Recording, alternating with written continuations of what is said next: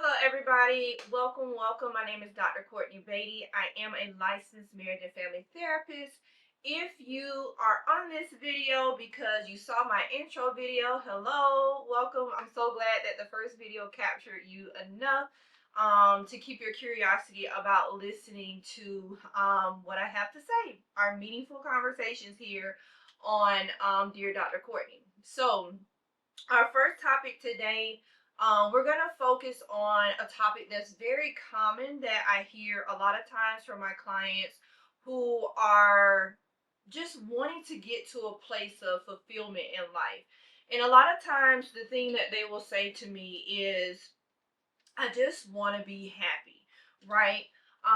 When you think about happiness, happiness is an emotion.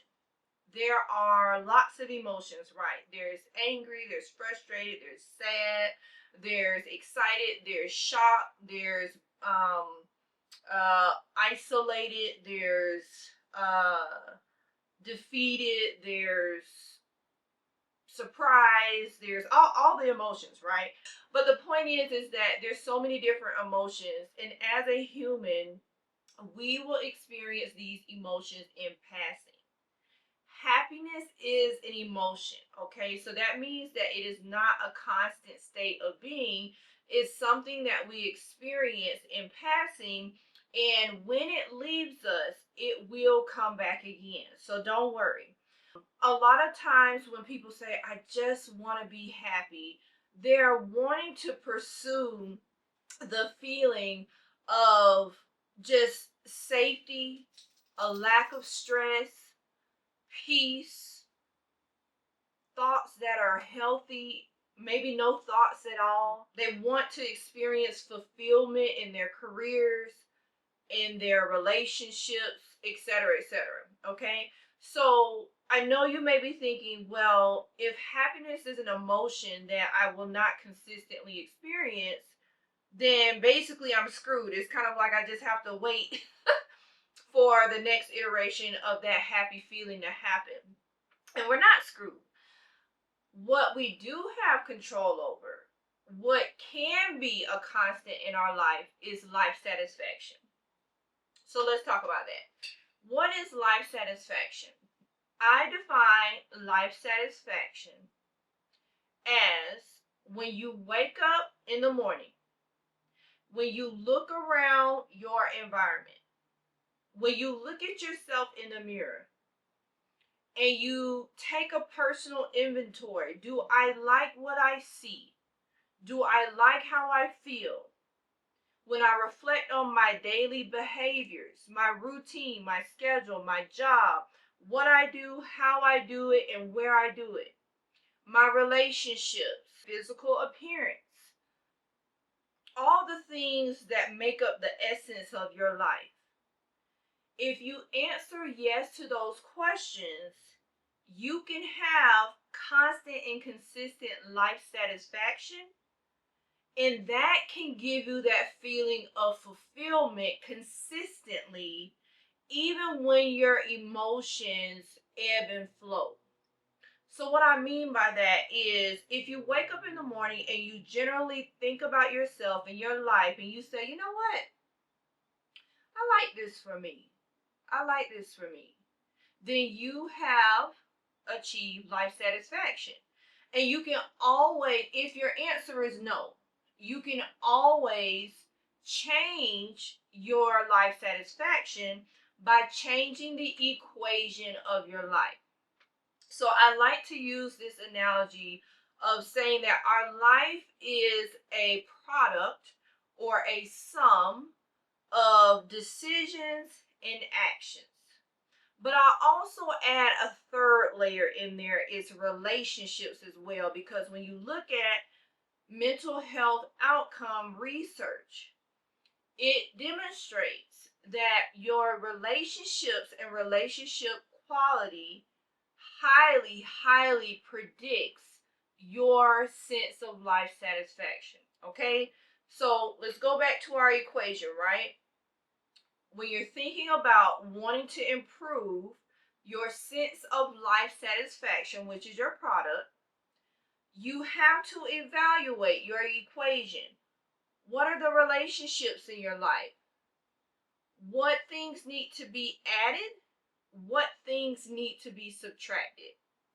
What behaviors need to be added and subtracted?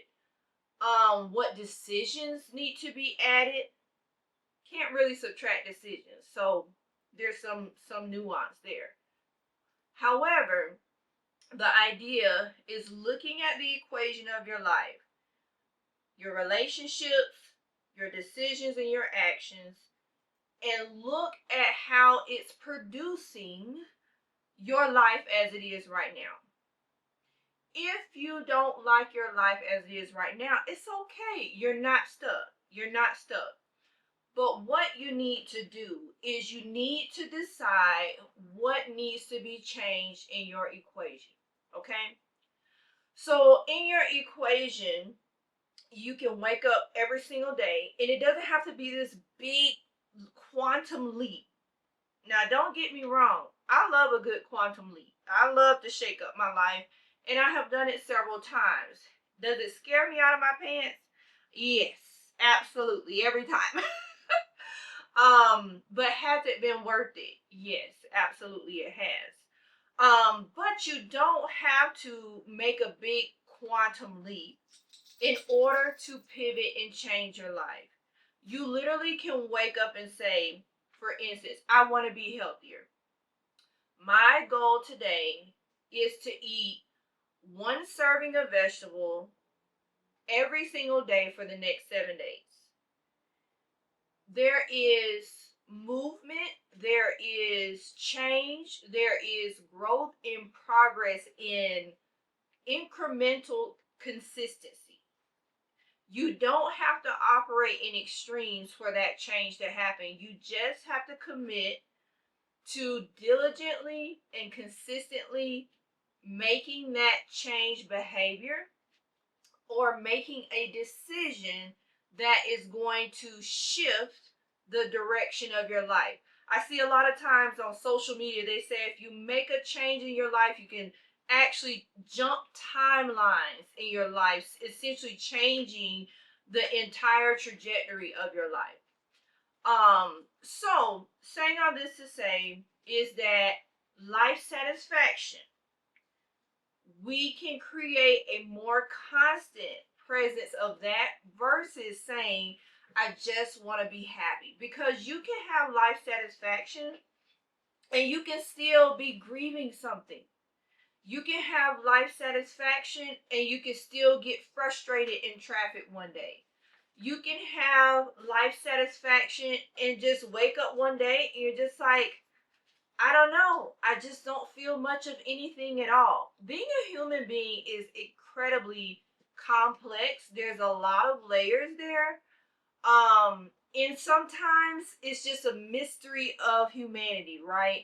I'll be honest with you, as a therapist, I have a lot of answers, but I do believe in a higher power. I do believe in Jesus Christ. I do believe in God. And because of that, I recognize that there's limitations to science, there's limitations to how much I can learn and understand and explain about the human experience. So, saying all this to say is if sometimes you wake up and you just feel off, you don't feel good, it's just please know that there's nothing wrong with you. You're not alone. This is a part of the human experience.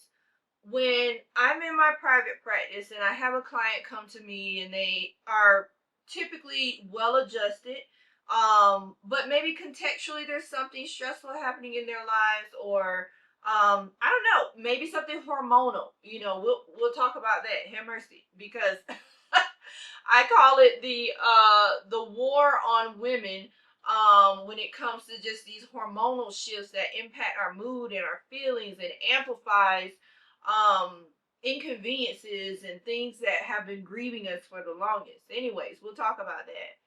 But saying all this to say is that sometimes, even when your life is really good, you're well adjusted, you have life satisfaction, you look in the mirror, you look around your home, you look at your job, your car, all the things that make up the essence of your life, you still can have low mood. When I test my clients for depression, I use the Beck Depression Inventory. On the scoring system, there is the lowest tier of depression scores, and it literally is described as typical highs and lows of life, right? So please know that even when you have succeeded in being well adjusted, meaning that you're able to experience life in a very mature, healthy, self-regulated, emotion regulated, optimistic, positive, generally good temperament, I guess I would say, you can still have moments where you don't especially feel happy. However, when we have those moments, there is also another opportunity of agency to say, what can I do for myself? What can I give myself? What do I need right now? What does my spirit need? What does my heart need? What does my body need? What can put a smile on my face? And so you don't just have to accept a low mood. You can manipulate your moods with input of some type of stimuli. So for me personally, I'll just give an example. When I'm having a rough day, a low mood, I love to listen to gospel music. When I listen to gospel music, it reminds me, okay, I'm not in this thing alone. It feels like I'm in this thing alone, but I'm not in this thing alone. I love the beat. I love the instruments. I love everything about gospel music. And so that is something that I input into my formula when my mood goes down. Same thing as far as like I love to exercise, I love to work out, I love to move my body. So sometimes I might just need to go for a walk with my dog. Sometimes I might need to go to Pilates. I might need to do some Zumba. I love dancing. So just know that you're not stuck with whatever crappy mood your body, your brain, your nervous system just random selects, right, at any given point in time. And it's not random. We can talk about the psychotherapy and all the biological components behind why we may feel how we feel. But the purpose of this video is to let you know happiness is an emotion. Emotions are fleeting, okay? So it's not something that if somebody tells you they're happy all the time, they're not completely telling you the truth, okay? They may be well adjusted.